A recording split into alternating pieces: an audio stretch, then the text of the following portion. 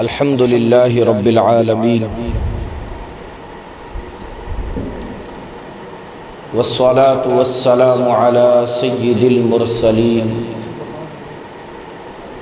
اما بعد فاعوذ باللہ من الشیطان الرجیم بسم اللہ الرحمن الرحیم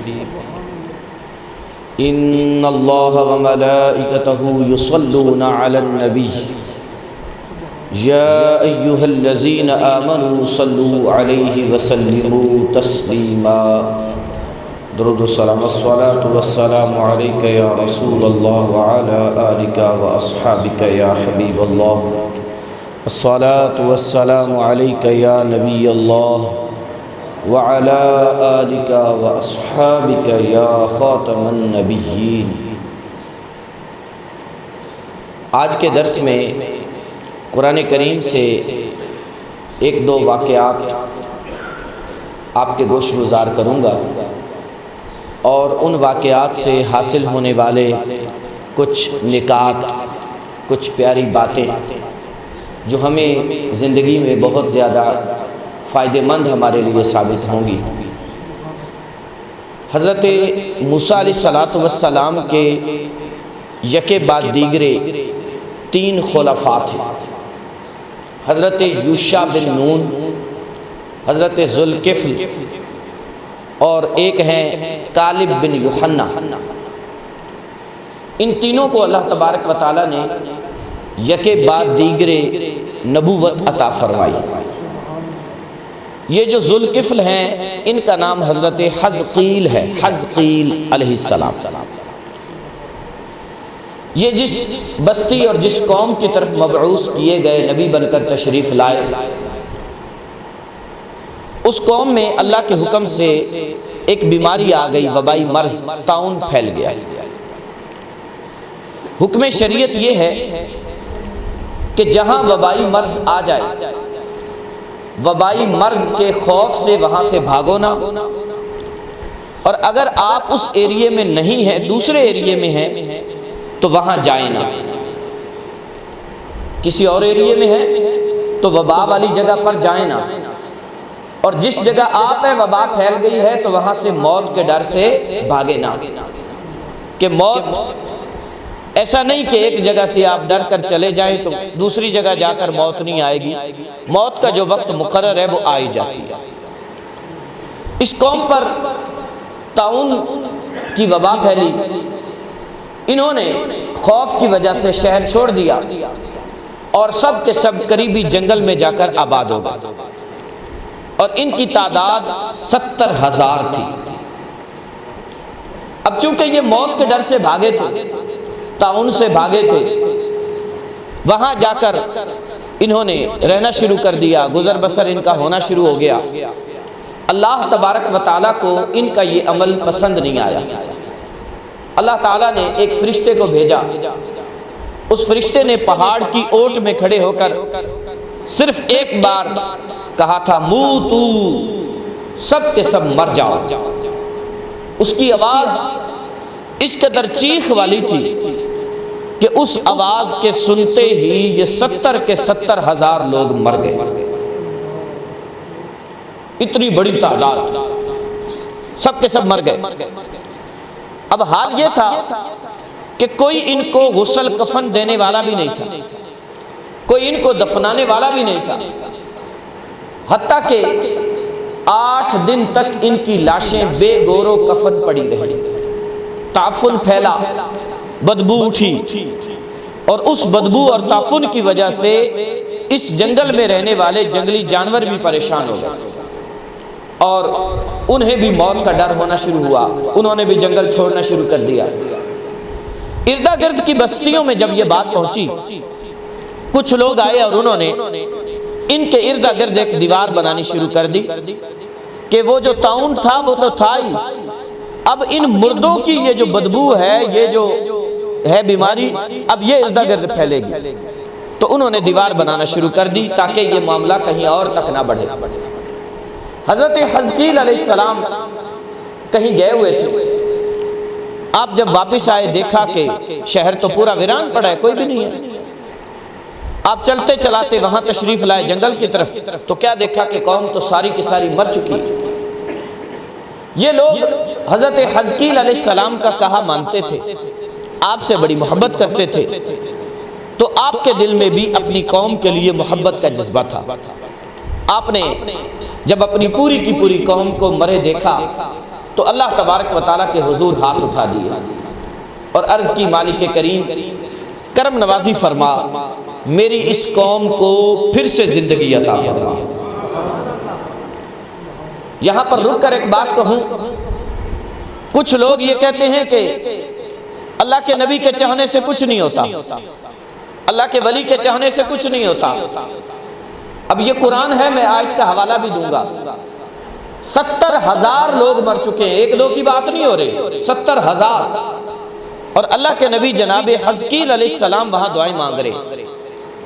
ایسا بھی ہو سکتا تھا کہ اللہ تعالیٰ دعا سے منع فرما دیتا کہ اے میرے پیارے نبی، یہ عذاب میں مرے ہیں، اب یہ مر چکے ہیں، اب ان کو میں زندہ نہیں کروں گا، لیکن نہیں، آپ نے جب دعا مانگی مالک کریم نے آپ کی دعا کو قبول فرمایا۔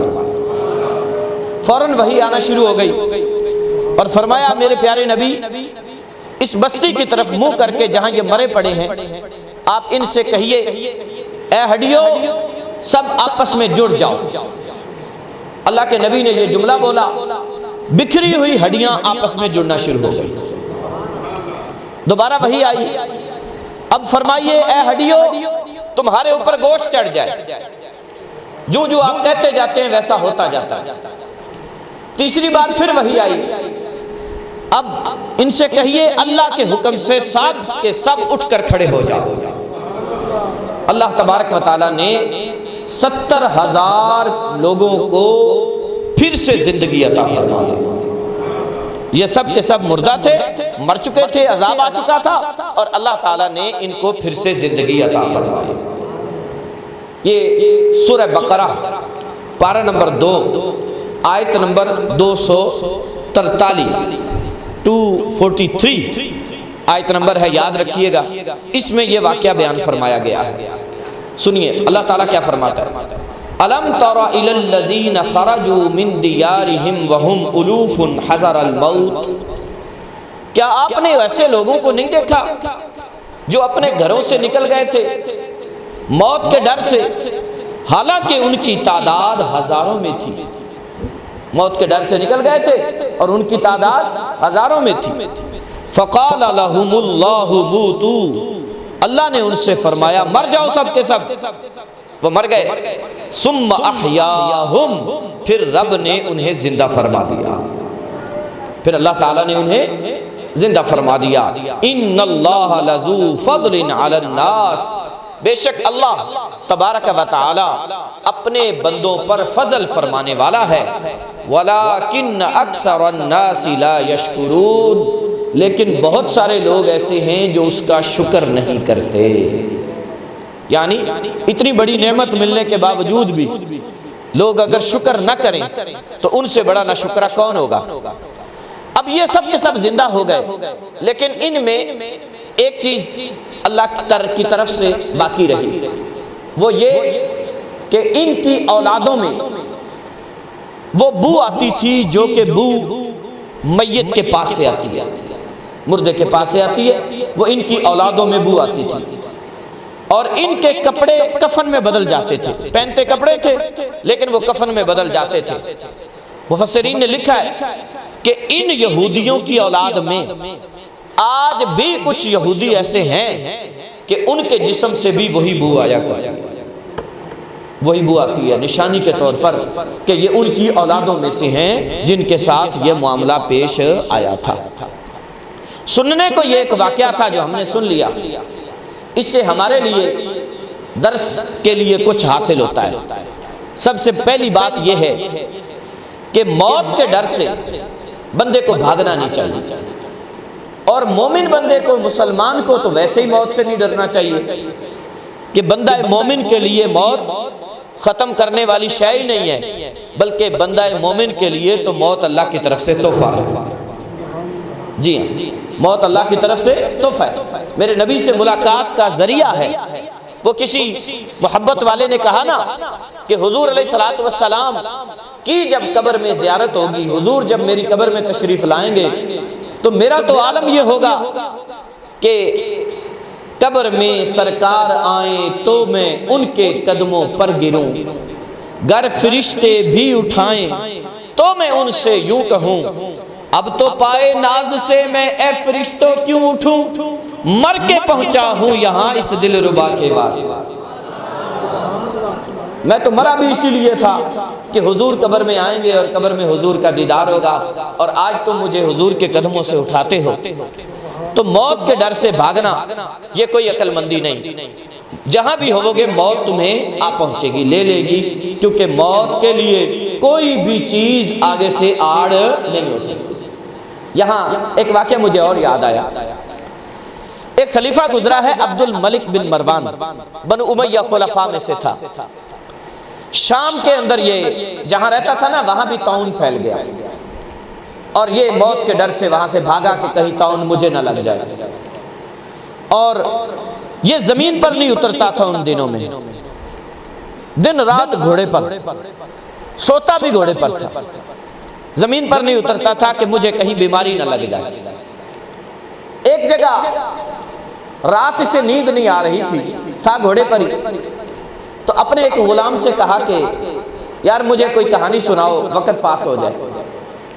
غلام بڑا عقل مند تھا، اس نے کہا کیوں نہ ہو کہ آج اس موقع سے فائدہ اٹھاؤں اور میں بادشاہ کو کوئی نصیحت کروں۔ اس نے کہا کہ ایک لومڑی تھی، اس کی دوستی ہو گئی شیر کے ساتھ، اور شیر ہر وقت اس لومڑی کو اپنے اوپر بٹھائے رکھتا، جب کبھی لومڑی پر کوئی بھی حملہ کرنے کی کوشش کرتا تو لومڑی چھلانگ لگاتی اور شیر کے اوپر بیٹھ جاتی۔ شیر کو دیکھ کر کوئی بھی جنگلی جانور پاس نہ آتا اور یوں لومڑی بچ جاتی۔ ایک دن لومڑی بیٹھی ہوئی تھی شیر کے اوپر کہ اوپر سے باز آیا اور اس نے آ کر لومڑی پر حملہ کیا۔ لومڑی نے شیر سے کہا مجھے بچاؤ۔ اس نے کہا زمین پر سے آنے والوں کا تو میں بادشاہ ہوں، ان سے تو تمہیں بتا سکتا ہوں، لیکن آسمان سے اگر کوئی چیز آئے تو میں اسے نہیں بچا سکتا، اس سے نہیں میں تیری حفاظت کر سکتا۔ دوسری بار پھر باز آیا اور وہ اس لومڑی کو پنجوں میں اٹھا کر لے گیا۔ غلام نے جب یہ قصہ سنایا تو عبد الملک سے کہا زمین پر نہیں اترتے ہو نا اس لیے کہ طاعون نہ لگے تمہیں، بیماری نہ لگے، لیکن اگر اللہ موت بھیج دے اوپر سے تو اس کا کیا کرو گے؟ اس سے کیسے بچو گے؟ عبد الملک کے دماغ میں یہ بات بیٹھ گئی۔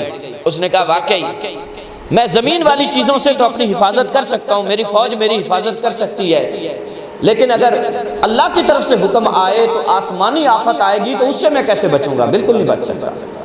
لہٰذا سمجھانے کے لیے سننے کے لیے یہ ایک قصہ تھا، ایک واقعہ تھا، ایک کہانی تھی، اس میں ہمارے لیے عبرت ہے کہ موت سے فرار نہیں ہو سکتا۔ اینما کنتم یدرککم الموت ولو کنتم فی بروج مشیدہ، فرمایا تم جہاں بھی کہیں ہوگے تمہیں موت آ لے گی، اگرچہ تم بلند ترین محلات میں ہی کیوں نہ ہو۔ بڑے بڑے محل بھی بنا لو گے نا تو موت وہاں بھی آ جائے گی۔ یہاں مجھے ایک اور واقعہ یاد آیا، ایک بادشاہ نے اپنے کسی جو ہے نا وہ وزیر وغیرہ سے جو کہ عامل بھی تھا اس سے پوچھا کہ میری موت کا سبب کیا ہوگا؟ اس نے کہا مجھے لگتا ہے کہ تمہیں سانپ ڈسے گا اور تم مرے گا۔ اس نے کہا یہ کیسے ہو سکتا ہے؟ سانپ میں محل میں آنے نہیں دوں گا۔ اتنا بڑا محل تعمیر کیا اور محل میں اس نے کوئی سوراخ نہیں چھوڑا، نیچے سوراخ نہیں تھا کہ جہاں سے سانپ اندر آئے، دیواریں بہت اونچی کر دیں، کہنے لگا سانپ اوپر چڑھ ہی نہیں سکے گا۔ لیکن اللہ تبارک و تعالیٰ نے بندے کے لیے جو مقدر فرمایا ہوتا ہے وہ اس کو مل کر ہی رہتی ہے۔ کہتے ہیں کہ ایک نیم جان مردہ سانپ کہیں پڑا تھا، تھوڑا سا زندہ تھا تھوڑا بڑھ چکا تھا، اس کو اٹھا کر کوئی چیل لے کر جا رہی تھی کھانے کے لیے، اور بے نہیں جب وہ وہاں سے گزری جہاں نیچے محل تھا اور محل کے اندر پلنگ پر سویا ہوا تھا بادشاہ، تو اس کے پنجے سے وہ سانپ گر گیا۔ جو ہی گرا بادشاہ کے پلنگ پر اور گرتے ہی اس نے ڈسا اور وہ بادشاہ موت کی آغوش میں چلا گیا۔ یعنی یہ ہمارے وہم و گمان ہیں، یہ ہمارے ذہن کی باتیں ہیں کہ میں یہ کر لوں گا تو میں وہ کر لوں گا، میں امریکہ سے علاج کرا لوں گا تو میں جناب UK سے علاج کرا لوں گا۔ علاجوں سے زندگی نہیں ملا کرتی، زندگی ملتی ہے میرے رب کے حکم سے۔ اگر وہ بچانا چاہے تو ایسے ایسے معاملات میں کہ کئی دنوں بعد بھی بچے، یہ ابھی زلزلہ آیا تھا ترکی میں، تو کئی گھنٹوں اور کئی دنوں کے بعد بھی لاشیں نکلی، بلکہ زندہ لوگ نکلے کہ جو بالکل صحیح سلامت، بچے نکلے جو صحیح سلامت تھے، حالانکہ بچہ اتنی دیر نہیں گزار سکتا، وہ صحیح سلامت تھے۔ اور اللہ تبارک و تعالیٰ کا جب حکم آئے تو پھر اس حکم کو کوئی ٹال نہیں سکتا۔ یہی وجہ ہے کہ مجاہد اسلام کبھی موت سے نہیں ڈرتا، موت سے نہیں گھبراتا۔ یہی وجہ ہے کہ تعداد تھوڑی بھی ہوتی ہے تو کافروں پر غلبہ پا لیتے ہیں، کیونکہ موت سے تو ڈرتا ہی نہیں ہے۔ اسے پتا ہے 2 میں سے 1 شے مجھے ضرور ملے گی، اگر میں شہید ہو گیا تو شہادت ہی تو میرا مطلوب تھا، شہادت مل گئی، اور اگر بچ گیا تو پھر بھی غازی ہو جاؤں گا۔ اس لیے آپ تاریخ اٹھا کے دیکھیں، ایک بھی موقع ایسا نہیں ملے گا جس میں مسلمانوں کی تعداد زیادہ ہو اور کافروں کی کم ہو۔ میں چیلنج کرتا ہوں، ایک بھی موقع نہیں ملے گا کافروں کی تعداد کے مقابلے میں مسلمانوں کی تعداد زیادہ ہو، بالکل نہیں۔ جب بھی ہوگا ایسے ہی ہوگا، کافر 2 گنا 3 گنا، بعض اوقات 10 گنا کافر آئے ہیں، 10 گنا ایک کے مقابلے میں 10، اس پر بھی مسلمان ڈٹ گئے اور اللہ نے مسلمانوں کو فتح عطا فرمائی۔ مسلمان موت سے نہیں گھبراتا، موت سے نہیں ڈرتا، اور موت سے ڈرنا یہی تو کمزوری ہے۔ اور جب سے ڈرنا شروع ہو گیا موت سے، اس وقت سے پھر اس کے اندر ایمان کی پاور بھی تو ختم ہو گئی ہے نا۔ اب یہ وہ جہاد بھی تو نہیں کرتا، اب یہ ڈرتا ہے کفار سے اور ڈر کے بیٹھا ہوا ہے، ایٹمی طاقت بھی ہے پھر بھی ڈرا ہوا ہے۔ وجہ کیا ہے؟ ایمان کی پاور ختم ہو گئی ہے۔ اللہ تبارک و تعالی ہمیں قرآن کریم کو سمجھنے کی توفیق خیر نصیب فرمائے۔ ایک اور واقعہ آپ سے شیئر کرتا ہوں، وہ بھی قرآن کریم کا ہے۔ یہ ہے 259 آیت کے اندر اللہ تبارک و تعالیٰ نے اس کے اندر یہ بیان فرمایا کہ حضرت سیدنا عزیر علیہ السلام، آپ اللہ کے وہ نبی ہیں کہ جو 100 سال تک حالت وفات میں رہے، اور 100 سال بعد اللہ نے آپ کو زندہ فرمایا۔ آپ رہتے تھے بیت المقدس میں، اور یہاں ایک قوم آئی عمالقہ، بڑے ظالم و جابر تھے، انہوں نے یہاں کے رہنے والوں کو شہید کر دیا، جو بچے انہیں غلام بنا لیا، پورے شہر کو ویران کر دیا، برباد کر دیا، فلسطین بیت المقدس کو۔ حضرت عزیر علیہ السلام کو بھی انہوں نے قیدی بنا لیا۔ ایک وقت آیا کہ آپ وہاں سے چھوٹے، اور چھوٹ کر جب یہاں پہنچے، اپنے شہر کو دیکھا تو دل میں خیال آیا، انا یحیی ھذہ اللہ بعد موتھا، کہ اللہ تبارک و تعالی اس شہر کو ویران ہونے کے بعد دوبارہ کیسے آباد کرے گا؟ یہ تو بالکل ختم ہو چکا ہے، اب کیسے یہ آباد ہوگا؟ تو اللہ تبارک و تعالی نے آپ کو یہ بات دکھانے کے لیے کہ میں کیسے زندہ کروں گا، خود حضرت عزیر علیہ السلام کو رب نے موت عطا فرما دی۔ آپ ایک گدھے پر سوار تھے، ساتھ میں آپ نے پھل رکھا ہوا تھا، انگور، اور ایک مشکیزے میں انگور کا شیرہ تھا۔ یہ آپ نے ایک سائیڈ پہ رکھے، گدھے کو ایک درخت کے ساتھ باندھا، اور کچھ دیر کے لیے درخت کے سائے میں آرام کے لیے لیٹ گئے۔ اللہ تبارک و تعالیٰ نے آپ پر موت طاری فرما دی، حتیٰ کہ 100 سال گزر گئے۔ جب گزرے نا 70 سال، تو یہاں کوئی مسلمان بادشاہ آیا، اس نے پھر سے اس شہر کو آباد کیا، لوگوں کو لا لا کے یہاں بسایا، حتیٰ کہ یہ شہر پھر سے سرسبز و شاداب ہو گیا، چہل پہل ہو گئی، لوگ آباد ہو گئے۔ 100 سال گزرنے کے بعد اللہ تعالیٰ نے حضرت عزیر علیہ السلام کو زندہ فرمایا، اور آپ سے سوال کیا، اے میرے نبی، کم لبثت، کتنی دیر ٹھہرے رہے، کتنی دیر آپ نے آرام کیا؟ آپ کہتے ہیں میں صبح اشراق چاشت کے وقت لیٹا تھا اور اب عصر ہے، اس کو پورا دن کہوں یا دن کا کچھ حصہ؟ قرآن کے الفاظ سنیے، آپ نے کہا لبثت یوما او بعد یوم، ایک دن پورا یا دن کا کچھ حصہ۔ اللہ تعالیٰ کیا فرماتا ہے؟ قال بل لبثت مئۃ عام، نہیں میرے نبی بلکہ آپ یہاں ٹھہرے رہے پورا 100 سال، ایک صدی گزر گئی۔ اب اگلی بات بڑی قابل توجہ ہے، فرمایا فانظر الی طعامک وشرابک لم یتسنہ، اپنے پھلوں کو دیکھیے اور اپنے اس مشروب کو دیکھیے جو مشکیزے میں تھا، لم یتسنہ، وہ خراب نہیں ہوا۔ انگور کتنے دن نکالتا ہے بھائی؟ بمشکل 2-4 دن، ایسے ہی ہے نا؟ یہاں 100 سال گزر گئے ہیں، انگور خراب نہیں ہوئے۔ 100 سال گزر گئے ہیں، انگور کے شیرے میں بو نہیں آئی۔ اور گدھا مضبوط جانور ہے، کئی دن اس نے نکالنے تھے، اس کا حال کیا ہے سنیے۔ وانظر الی حمارک، اور دیکھیے اپنے گدھے کی طرف، اس کو کیا ہو چکا ہے؟ گل سڑ چکا ہے، اس کی ہڈیاں بھی بکھر چکی ہیں، صرف بال اڑ رہے ہیں اس کی کھال کے، کچھ بھی نہیں۔ فرمایا وَلِنَجْعَلَكَ آیَةً لِلنَّاسِ، ہم اس بات کو لوگوں کے لیے نشانی بنائیں گے۔ وانظر الی العظام، پھر اللہ تعالیٰ نے حکم دیا، فرمایا میں کس طرح مردوں کو زندہ کروں گا، دیکھ ذرا۔ اللہ کے نبی ملاحظہ فرما رہے، وانظر الی العظام، دیکھیے گدھے کی ہڈیوں کی طرف، کیف ننشزها، ہم انہیں کیسے ملاتے ہیں، ثم نکسوها لحما، پھر ان پر ہم گوشت چڑھاتے ہیں۔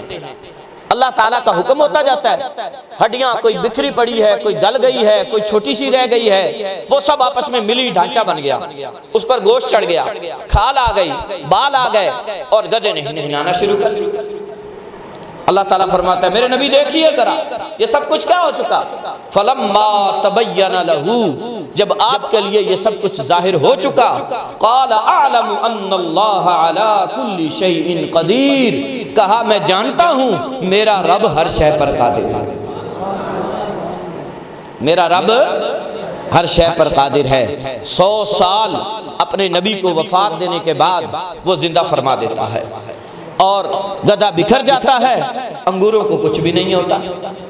بتانا یہ مقصود ہے اے لوگو، جو کہتے ہو نا کہ کائنات خود ہی چل رہی ہے، اگر خود ہی چل رہی ہے تو پھر تمہارے انگور بھی تو 100 سال رہنے چاہیے، اگر خود ہی چل رہی ہے تو آج تمہارا جوس بھی تو 100 سال رہنا چاہیے، یہ کیوں نہیں رہتا؟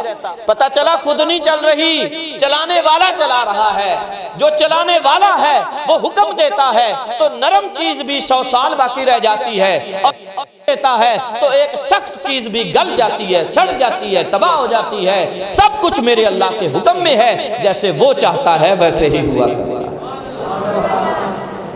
اللہ رب العالمین قرآن کریم کو سمجھنے عمل کرنے کی توفیق نصیب فرمائے، آمین۔ وآخر دعوانا الحمدللہ۔